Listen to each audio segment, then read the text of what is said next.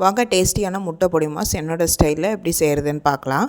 இந்த முட்டை பொடி மாஸ் சாம்பார் சாதம், ரசம் சாதம், காரக்குழம்பு சாதம், குருமா சாதம், டோஸ்ட் பிரெட் கூட சாப்பிட சூப்பராக இருக்கும். அதுக்கு ஒரு வானலில் 1.5 டீஸ்பூன் கடலை எண்ணெயை காய வச்சுடுங்க. 1.5 மீடியம் சைஸ் ஆனியனில் கண்ணாடி பதம் வரும்போது வெங்காயத்துக்கு தேவையான சால்ட் ஆட் பண்ணி நல்லா பொன்னிறமாக வதக்குங்க.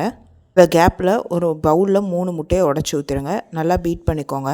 ஒரு க்ரீன் சில்லியை ஃபைனாக சாப் பண்ணி போட்டுக்கோங்க. தேவையான அளவு உப்பு போட்டுக்கோங்க.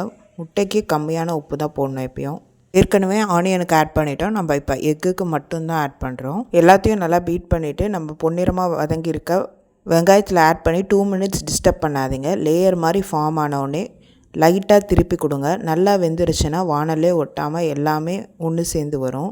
அது வரைக்கும் ஜென்டிலாக மிக்ஸ் பண்ணி மட்டும் கொடுங்க.